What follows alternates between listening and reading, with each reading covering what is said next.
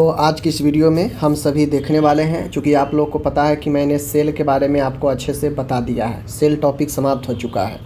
तो सेल के बाद अगर कोई आता है तो वो अपन है टिश्यू, जिसे हम लोग ऊतक बोलते हैं। मैंने पिछले ही वीडियो में बताया था कि सबसे छोटा और सबसे बेसिक यूनिट शरीर का सेल होता है, लेकिन सेल से आगे बढ़ते हैं, ऊपर जाते हैं तो टिश्यू मिलता है, ऊतक मिलता है, जो कि कोशिका सेल का ही ग्रुप होता है। अलग अलग प्रकार के जो सेल होते हैं, जैसे आदमी में ही हैं तो आदमी में ही अलग अलग प्रकार के लोग होते हैं, ठीक है। कुछ लोग ऐसे होते हैं जो आप जैसे मान के 20 लोग हैं, ठीक है, 20 लोग हैं। इस 20 लोग में से आपको 4 लोग ऐसे मिलेंगे जो सब एक मिजाज का होगा। इसमें 4 लोग ऐसे मिलेंगे जो आपको एक मिजाज का होगा। 5 ऐसे मिलेंगे जो एक मिजाज का होगा। कुछ ऐसे मिलेंगे जो एक मिजाज का होगा। तो कहने का मतलब है कि जैसे ये 4 व्यक्ति एक मिजाज का है तो ये एक ग्रुप बना लेगा, अपना सब मिलकर एक ग्रुप बना लेगा। तो बेसिकली इसमें जो 4 आदमी हैं एक मिजाज का, एक तरीके के सोचने वाला, सेम एज, चारों मिलकर एक समूह बना लिया। तो इसी प्रकार से शरीर में हमारे अलग अलग नेचर का सेल है, अलग अलग प्रकृति का सेल है, ठीक है। आपका सबका अपना अपना भूमिका, अपना अपना काम, अपना अपना आकार सबका अलग अलग है। तो उसी में जो सेल जिससे समान रखता है, समान गुण रखता है, समान काम करता है, समान भूमिका निभाता है, समान आकार के होता है, तो ये जो समान वाला होता है तो ये समान इक्वल वाला के साथ मिल जाता है और सब आपस में इक्वल मिलकर एक टिश्यू बना देता है। सब समूह जो भी सेल है वो सब मिलकर ग्रुप बना लिया और वह ग्रुप एक टिश्यू बन जाता है। जैसे यहाँ पे अलग अलग, मतलब व्यक्ति तो अलग अलग है लेकिन सबका गुण धर्म सोच ये सब एक है, तो वो सब एक ग्रुप में है, मतलब एक ग्रुप बना लिया है। तो उसी प्रकार से जो भी सेल गुण धर्म में, आकार में, शेप में समान होता है वो एक ग्रुप बना लेता है और वो ग्रुप टिश्यू के रूप में हो जाता है। समझ रहे बातों को? तो यही टिश्यू होता है, ठीक है। तो आज हम लोग टिश्यू के बारे में देखेंगे, कितने प्रकार के टिश्यू हमारे बॉडी में होते हैं, किस टिश्यू का कहाँ पे बॉडी में रोल है, ठीक है। तो बेसिकली यह एनाटॉमी और फिजियोलॉजी का पार्ट है जो अभी मैं पढ़ा रहा हूँ, GNM फर्स्ट ईयर का। चलिए वीडियो नंबर 3 आपका होने वाला है, चलिए हम लोग देखते हैं। तो बेसिकली आप लोग सबसे पहले परिभाषा देखते हैं किसी भी चीज़ का। तो हम लोग भी यहाँ पे टिश्यू का डिफिनीसन ही देखने वाले हैं। जब एक जैसे कार्य करने वाले सभी कोशिका एक साथ मिलकर एक विशेष कार्य करती है तो इस समूह को ऊतक कहा जाता है। वही बात आया ना कि जब एक जैसे कार्य करने वाले कोशिका, अब यहाँ तो फंक्शन की बात कर रहा है कि एक जैसे फंक्शन, एक जैसे कार्य करने वाली कोशिका जो भी होगा सब एक जगह मिलेगा और वो जो मिलने के बाद जो समूह बनेगा तो एक टिश्यू के रूप ले लेता है। तो यहाँ पे सिर्फ कार्य की ही बात नहीं कर रहा है, यहाँ पे उसके आकार की भी बात हो रहा है, उसके गुण धर्म की भी बात हो रहा है, उसके कार्य का भी बात हो रहा है। ओवरऑल सब चीज़ में जो जो कोशिका इक्वल होगा वो सब इक्वल वाला अपने साथ मिलकर और एक जो है क्या करता है, समूह बनाता है, जिसे हम लोग टिश्यू बोलते हैं, ऊतक बोलते हैं। यानी सीधे आसान लैंग्वेज में समझा जाए तो एक जैसे संरचना और कार्य करने वाली कोशिकाओं का समूह ऊतक कहलाता है। अभी मैंने बताया ना कि एक जैसे संरचना मतलब एक जैसे आकार और एक जैसे काम करने वाले कोशिकाओं के समूह को ऊतक कहते हैं। मतलब जो भी, जैसे हमने अभी बताया ना एग्जाम्पल में कि 4 व्यक्ति का 20 व्यक्ति है, लेकिन 20 व्यक्ति में अलग अलग 3, 4, 5 के ग्रुप में अलग अलग व्यक्ति है जो एक दूसरे से समान रखता है। तो जो एक दूसरे से एक जैसे है, उसका काम, चाल चलन, उसका देखने में एक जैसे, वो एक साथ मिल जाएगा। जो जिसके साथ एक जैसे है, सिंपल में है, ठीक है ना। तो जो जिसके ग्रुप में आ जाता है वो ग्रुप में कैसे आता है, तो उसके संरचना और उसके कार्य के आधार पर जो सिमिलर पाया जाता है, एक समान, वह उस ग्रुप में चला जाता है और वही ग्रुप जो है आपका ऊतक कहलाता है। बात को समझ गए? आगे बढ़ते। अब यहाँ पे बेसिकली मानव शरीर में ऊतकों को देख लीजिए। मानव शरीर में ऊतकों का प्रकार, तो ह्यूमन बॉडी में जो अपन टिश्यू है टोटल 4 भागों में टिश्यू को बांटा गया है, ठीक है। कौन सा टिश्यू कहाँ पे जाएगा और वह किस प्रकार से बॉडी में भूमिका निभाएगा, उस आधार पर 4 तरीके से भागों में बांटा गया है। पहला है एपिथेलियल, ठीक है, एपिथेलियल ऊतक, जिसे हमने क्या बोलते हैं, उपकला ऊतक भी बोलते हैं। दूसरा है कनेक्टिव टिश्यू जिसे संयोजी ऊतक भी बोलते हैं, और तीसरा है नर्वस टिश्यू जिसे स्नायु ऊतक भी बोलते हैं, ठीक है ना। और एक है मस्कुलर ऊतक जिसे मांसपेशीय ऊतक भी बोलते हैं। तो सबसे पहले आपको ध्यान रखना है कि टोटल 4 प्रकार के ऊतक होते हैं, ठीक है। एपिथेलियल, कनेक्टिव, नर्वस और मस्कुलर, ये 4 याद रखिएगा तो आप आराम से चीज़ों को समझ पाइएगा, ठीक है। चलिए हम लोग अब इसको एक एक करके समझते हैं। अब यहाँ पे मैंने बात करूँ तो पहला अपन जो है एपिथेलियल ऊतक है, ठीक है ना। तो एपिथेलियल ऊतक के बारे में हम लोग देख लेते हैं। तो यह शरीर की भीतरी और बाहरी सतह को ढकते हैं। यह ऊतक सुरक्षा, अवशोषण, स्रावन यानी सिक्रेशन और उत्सर्जन का कार्य करता है। सबसे पहले आपको समझना पड़ेगा कि ये जो एपिथेलियल टिश्यू है, बेसिकली यह एपिथेलियल टिश्यू शरीर के अंदर और बाहर दोनों सतह पर होता है, ठीक है ना। कहाँ होता है? सतह पर। सतह यानी लेयर को ढकता है, समझ गए। यह ऊतक सुरक्षा के दृष्टि से, अवशोषण के दृष्टि से, स्रावन की दृष्टि से और उत्सर्जन का कार्य करता है। जैसे एज फॉर एग्जांपल स्किन ले लीजिए। स्किन सिक्रेशन का भी काम करता है, पसीना निकालता है। यह स्किन अवशोषण का भी काम करता है। जैसे आप कोई भी मलहम वगैरह स्किन पर रब करते हैं, रगड़ते हैं, तो अवशोषण भी कर लेता है, ठीक है। स्किन आपको सुरक्षा देने का भी काम करता है टेम्परेचर से, ठीक है, ठंडा से। तो बेसिक और साथ में स्रावन भी करता है, ठीक है ना। तो स्किन एक प्रकार से आप लोग समझ लीजिए, ठीक है ना। तो एपिथेलियल ऊतक क्या है? यह शरीर के भीतरी और बाहरी सतह को क्या होता है? ढकता है। शरीर के भीतरी और बाहरी सतह को ढकने का काम करता है। और ये जो ऊतक होता है सुरक्षा, अवशोषण, स्रावन और उत्सर्जन का कार्य करती है। बात समझिए। अब मैंने आपको एपिथेलियल ऊतक के बारे में नॉर्मली बता दिया कि यह शरीर के बाहरी और भीतरी भागों को सुरक्षा प्रदान करता है, ढक के रखता है। लेकिन इसके प्रकार की मैं बात करूं, एपिथेलियल ऊतक का भी अपना अलग अलग टाइप्स है, ठीक है ना। देखिए एपिथेलियल ऊतक में पहला है सिंपल एपिथेलियल। देखिए ज़्यादा आपको टेंशन जो देगा ना, वो टेंशन एपिथेलियल ऊतक ही देता है।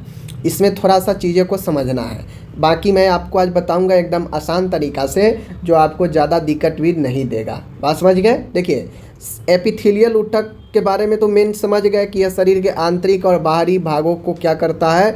ढक कर रखता है, सतह को। अब आप समझ गए कि आंतरिक और बाहरी दोनों को ये ढक के रखता है। इसका काम क्या है? सिक्रेशन करना, सुरक्षा देना, अवशोषण करना, समझ गए ना, उत्सर्जन करना। तो आप इतना तो बेसिक समझ गए कि भाई एपिथेलियल का ये बेसिक पॉइंट है। अब एपिथेलियल का अपना अलग अलग प्रकार भी है। एपिथेलियल का क्या प्रकार है? देखिए पहला है सिंपल एपिथेलियल। सिंपल का मतलब साधारण, सरल। सरल एपिथेलियल यानी सरल उपकला ऊतक, ठीक है। एक परत है कोशिकाओं का, ये उदाहरण फेफड़ों की थैलियों की परत। जो फेफड़ा की अपन थैली होता है ना, फेफड़ों की जो अंदर एल्वोली है, उसका जो परत ढक के रखता है, वह एक आपका ये इस प्रकार से ही जो है सिंपल एपिथेलियल होता है। यह एक लेयर होता है जो झिल्ली टाइप से होता है, समझ गए ना, जो लेयर प्रदान करता है, ठीक है। तो बेसिकली जो सिंपल एपिथेलियल होता है बहुत ही आसान लेयर में होता है। उदाहरण के लिए फेफड़ों की थैली के ऊपर एक परत होता है और यह परत सिंपल एपिथेलियल होता है, ठीक है। आगे मैं देखता हूँ, यहाँ पे देखिए स्ट्रेटिफाई एपिथेलियम यानी स्तरीकृत, अस्तर वाला। कई परत कोशिकाओं की इसमें होती हैं। नाम ही है स्ट्रेटिफाई एपिथेलियम, ठीक है। स्ट्रेटिफाई एपिथेलियम यानी स्तरीकृत यानी अस्तर वाला एपिथेलियम ऊतक होता है। कई परत कोशिकाओं की इसमें होती है। बात समझ रहे हैं ना, इसमें कई परत कोशिकाओं की होती है। चूँकि अभी हम ना समझे हैं कि अलग अलग गुणधर्म, अलग अलग समूह के सब कोशिका आपस में मिलकर जो समान होते हैं, समान वाले के साथ मिलकर वह अपना ग्रुप बनाता है, टिश्यू बनाता है। तो यहाँ भी जो स्ट्रेटिफाई एपिथेलियम है यह स्तरीकृत है, यह अस्तर बनाता है। 1 स्तर, 2 स्तर, 3 स्तर। जैसे हमारा स्किन है, स्किन तो एक लेयर में है नहीं, तो ये बेसिकली स्किन हमारा अलग अलग जो कई लेयर में है, यह बेसिकली स्ट्रेटिफाई एपिथेलियम ऊतक ही है जो हमें अस्तर प्रदान करता है। 1 स्तर, 2 स्तर, 3 स्तर, ऐसे कर करके, समझ रहे हैं। उदाहरण के लिए त्वचा की बाहरी परत क्या है? त्वचा की बाहरी परत। अब त्वचा जो है हमारा ऊपर वाला कितना सुरक्षा देता है, वह अवशोषण का भी काम करता है, अभी मैंने बताया। तो त्वचा भी हमारा लेयर में बना है, समझ गए ना, अलग अलग लेयर में बना है। तो बेसिकली एपिथेलियल ऊतक ही का एक प्रकार स्ट्रेटिफाई है जो स्तरीकृत है, जो अस्तर में है, ठीक है ना। आगे बढ़ा जाए, तीसरा है ग्रैंड्यूलर एपिथेलियम यानी ग्रंथीय एपिथेलियम, ठीक है ना। ग्रैंडुलर हार्मोन और एंजाइम का स्रावन करते हैं, उदाहरण लार ग्रंथि, पसीना ग्रंथि। तो जितने भी आपके बेसिकली जो ग्रंथि होते हैं ना, वो सब इसी प्रकार के टिश्यू से निकलते हैं, जिसे हम लोग ग्रैंडुलर एपिथेलियल कहते हैं। देखिए, होता तो एक स्तर में है, लेकिन कहीं ना कहीं हमारा जो बॉडी में ग्रंथि है, जैसे हमारा त्वचा है, ठीक है ना, त्वचा है, तो त्वचा के अंदर ही आपका जो है सबेकिसियस जो है, यानी जो अपन पसीना की ग्रंथि होती है, श्वेत ग्रंथियाँ जी होती है, वो अपन स्किन के ऊपर से ही निकलता है। तो कहीं ना कहीं ये जो ग्रैंडुलर एपिथेलियम है, यह हार्मोन और एंजाइम का भी क्या करता है, स्रावन करता है, क्योंकि इसी स्तर में जो अपना ग्रंथि का जो नली है वह। तो यहाँ पे इन चीज़ों को आपको समझना है कि ये वे सारी ग्रंथियाँ जो इन स्तर से होकर निकलती है, किस स्तर से, इसी एपिथेलियम वाले स्तर के अंदर से निकलती है। तो ये ग्रैंडुलर एपिथेलियम होगा, ग्रंथीय एपिथेलियम, जहाँ से ग्रंथि निकलता है जो हार्मोन और एंजाइम का स्रावन करता है। उदाहरण के लिए लार ग्रंथि, पसीना ग्रंथि, ये सब भी आपके ऊतकों के स्तर से ही निकलता है, समझ गए ना। डायरेक्ट तो ग्रंथि नली बाहर निकल नहीं जा रहा है, कहीं ना कहीं ये सब किसी न किसी स्तर से ही निकल रहा है बाहर, तो वही बात है। तो मैंने आपको बताया कि simple epithelium, stratified epithelium and glandular epithelium, इन बातों को आपको ध्यान में रखना है। कौन किसका काम है आसानी से मैंने बता दिया।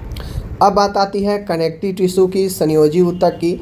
अब देखिए, कनेक्टिव टिश्यू एक महत्वपूर्ण टिश्यू है, ठीक है ना। कनेक्टिव टिश्यू अपन संयोजी ऊतक, संयोजी मतलब क्या होता है, जोड़ना, कनेक्टिव यानी एक दूसरे से कनेक्शन वाला।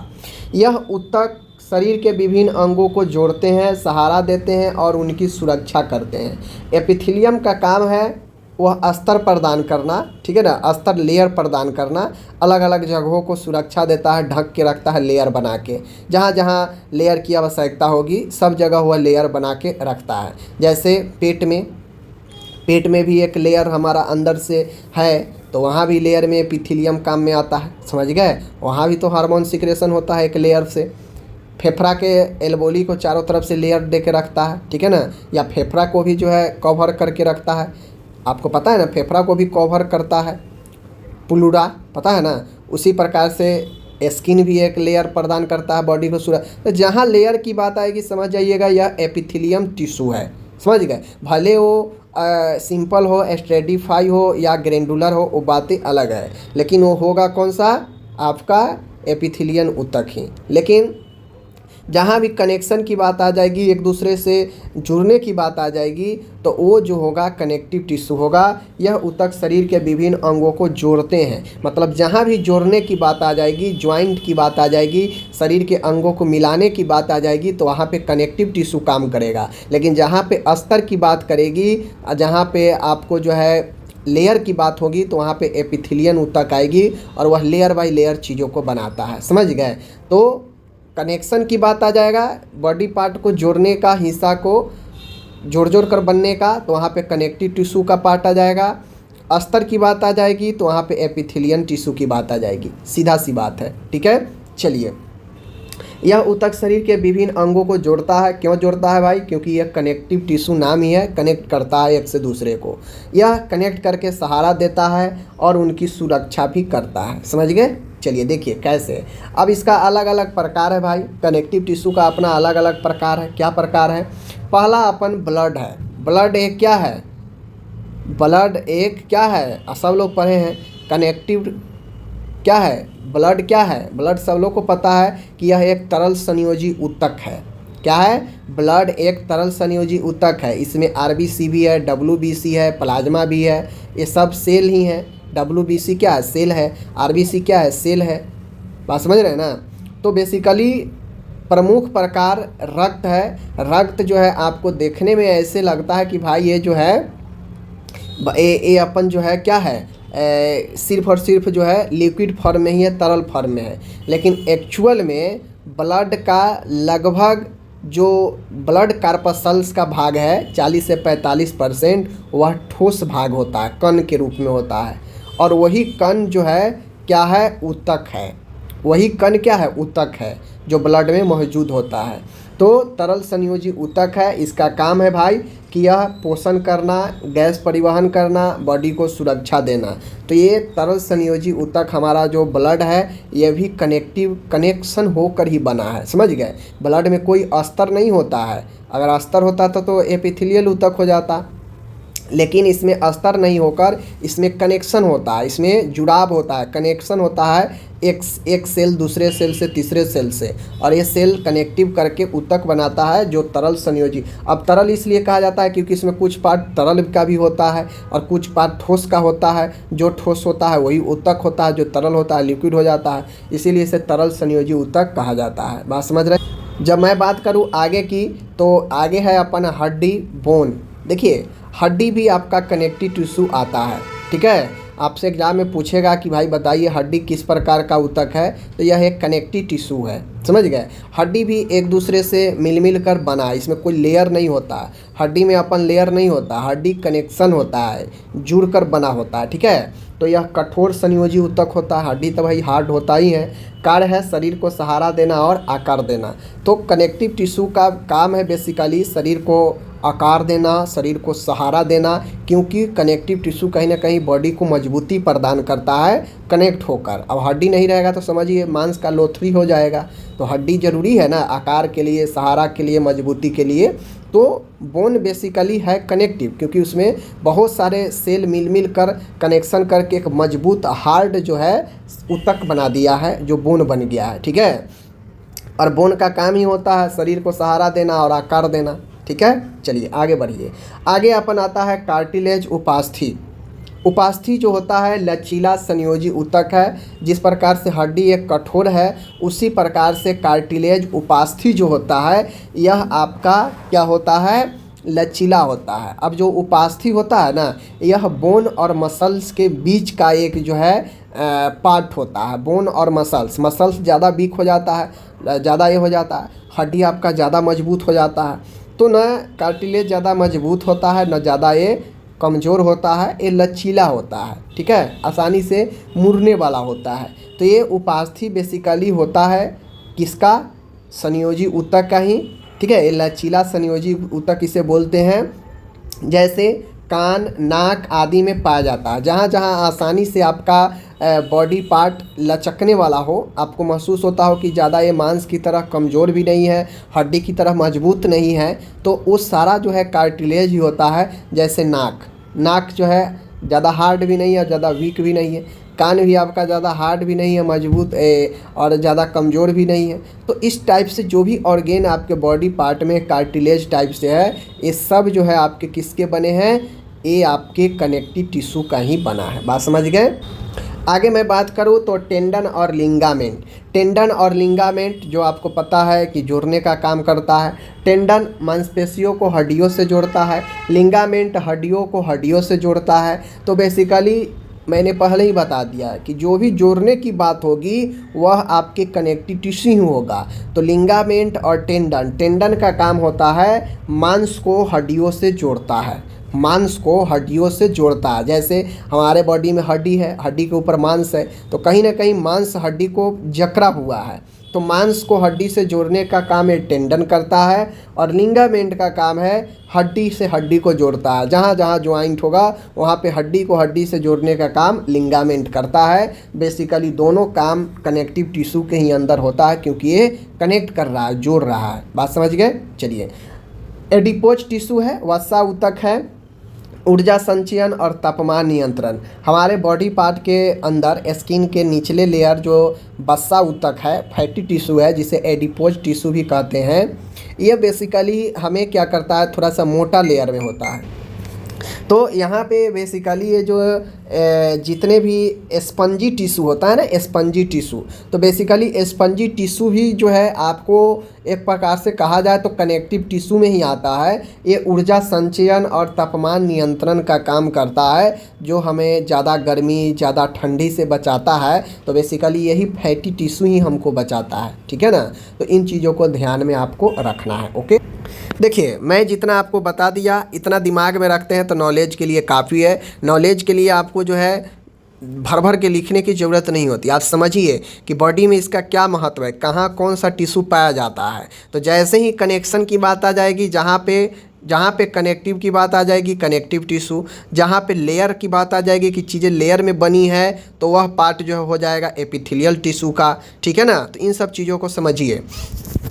अब तीसरा अपन यहाँ पे जो आता है नर्वस टिश्यू है। देखिए नर्वस टिश्यू का ज़्यादा सा जो है भूमिका तो बॉडी में बहुत है, लेकिन ज़्यादा इसका जो है सभी जगह नहीं होता है। नर्वस टिश्यू जिसे हम लोग क्या बोलते हैं, स्नायु ऊतक भी बोलते हैं, ठीक है ना। नर्वस टिश्यू यानी इसे हम लोग ये भी बोल सकते हैं तंत्रिकीय ऊतक।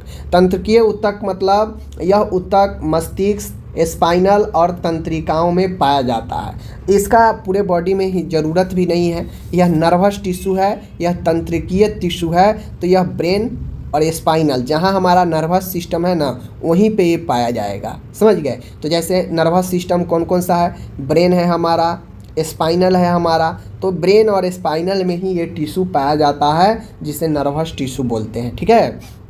यह ऊतक शरीर के विभिन्न भागों से सूचना प्राप्त कर मस्तिष्क तक पहुंचाता है और प्रतिक्रिया देता है, ठीक है ना। अब जितने भी हमारे ब्रेन हो गया, स्पाइनल हो गया, ये बेसिकली बना तो न्यूरॉन से है, क्योंकि न्यूरॉन एक सेल है, तंत्रिका क्या है, सेल है, लेकिन ये सेल ही तो मिलकर ऊतक बनता है। तो बहुत सारे न्यूरॉन्स मिलकर यह क्या बनाता है, नर्व्स बनाता है, नर्व्स टिश्यू बनाता है, तंत्रिकीय ऊतक बनाता है, ठीक है। जो क्या करता है, मस्तिष्क को सूचना देता है, प्रतिक्रिया जो अलग अलग होती है बॉडी में उसको पहुंचाने का काम करता है। तो बात आप लोग समझ गए, ठीक है ना। तो नर्वस टिश्यू यही स्पाइनल, ब्रेन और न्यूरॉन्स में पाए जाते हैं। ये नर्वस टिश्यू जो शरीर के विभिन्न भागों से सूचनाओं मस्तिष्क तक पहुंचाते हैं और प्रतिक्रिया देता है। बेसिकली ब्रेन और स्पाइनल में ही सीमित है नर्वस टिश्यू, तो इसका दूसरा रोल अपन बनता भी नहीं है बॉडी में, ठीक है ना। तो इतना ही इसका महत्वपूर्ण है।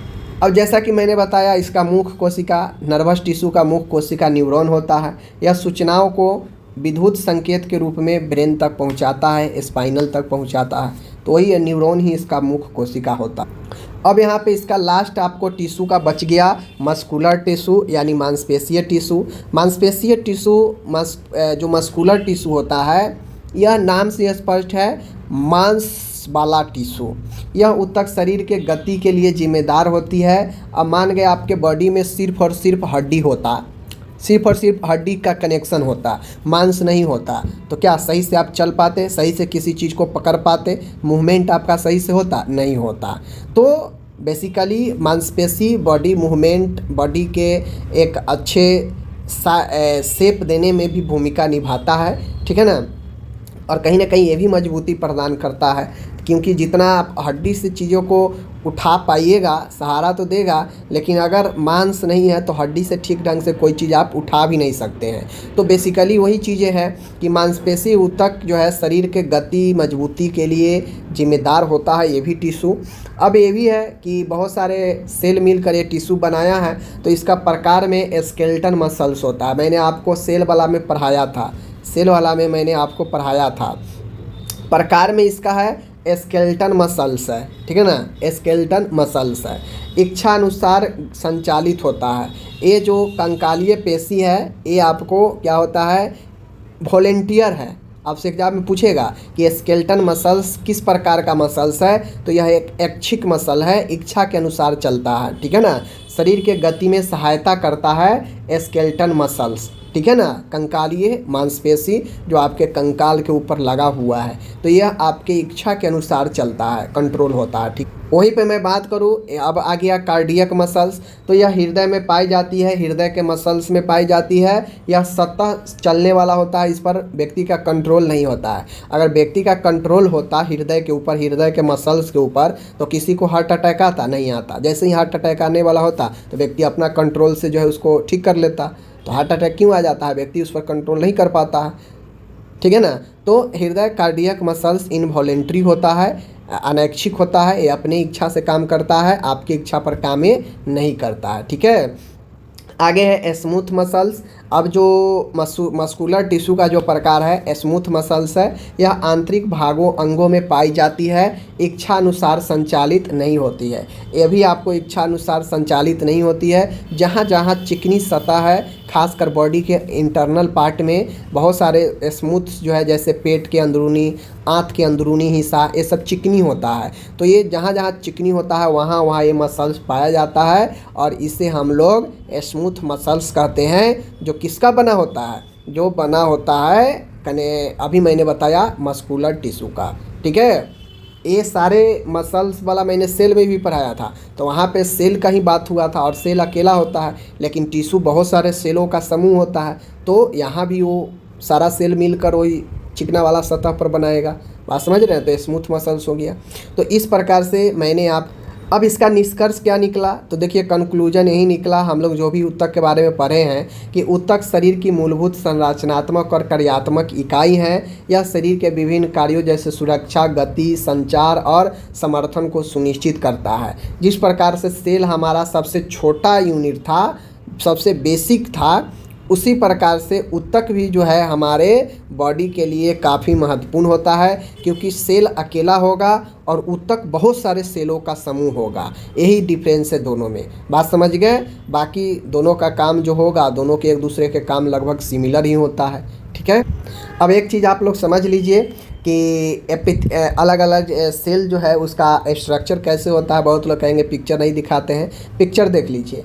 ये अपन एपिथेलियल टिश्यू है। एपिथेलियल टिश्यू क्या होता है? लेयर में बनता है, ठीक है ना। तो लेयर में देखिए, ये लेयर में बना है, ये सब लेयर में बना है, ठीक है ना। ये लेयर में बना है, ये लेयर में बना है। तो जो लेयर वाला होता है वो आपका एपिथेलियल टिश्यू होता है। जैसे कवर, इंटरनल और एक्सटर्नल सरफेस, जितने भी बॉडी पार्ट, चाहे वो इंटरनल बॉडी पार्ट हो या फिर एक्सटर्नल बॉडी पार्ट हो, उसको ढकने का लेयर में काम करता है। लाइनिंग की तरह वो किसी भी खोखले जगह को ढकने का ऊपर से आवरण देता है, तो यही देता है, ठीक है ना। चाहे वो फेफड़ा के ऊपर भी कवर करता है एक लेयर में, ठीक है ना। आपके हार्ट को भी लेयर करता है, ठीक है ना। आपको एक लेयर जो है बहुत सारे जगहों पर लेयर प्रदान करता है, वो एपिथेलियल टिश्यू होता है। बात समझ रहे हैं? आगे मैं बात करूँ तो नर्वस टिश्यू होता है। नर्वस टिश्यू जो होता है वह जाल के समान होता है, ठीक है ना। वह जाल के समान संरचना होता है, एक जाल सा बना होता है, जाल के टाइप से। और ये जो है नर्वस टिश्यू होता है जाल के रूप में। जैसे कि आप देख रहे हैं यहाँ पे एक जाल सा है, तो बेसिकली यह जाल की तरह नर्वस टिश्यू होता है, जो आपको सूचना को आदान प्रदान करता है पूरे बॉडी पार्ट में से लेकर मस्तिष्क में, ठीक है। मस्कुलर टिश्यू है जो एकदम स्पंजी होता है, मांस की तरह, ठीक है ना। और देख लीजिए यही मांस की तरह है, ठीक है। ये भी आपका जो है ये मांस वाला टिश्यू होता है। आगे होता है कनेक्टिव टिश्यू। अब इसमें जो टिश्यू होते हैं सब सेल कनेक्शन होता है। देखिए यहाँ पे जितने भी है ये सब एक दूसरे के साथ कनेक्शन होता है, सब एक दूसरे के साथ कनेक्शन होता है सभी सेल का आपस में, इसीलिए इसे कनेक्टिव टिश्यू नाम दिया गया। इसमें सारे जो भी टिश्यू होगा आपस में कनेक्ट रहता है एक दूसरे से, ठीक है। तो ये बेसिकली कहाँ काम करता है? ये सपोर्ट करता है, कनेक्ट करता है अदर ऑर्गेन को, बॉडी को एक दूसरे ऑर्गेन को जोड़ने का काम करता है, बनाने का काम करता है। तो ये आपका जो है पिक्चर हो गया, जहाँ पे मैं आपको समझा दिया, ठीक है। धन्यवाद।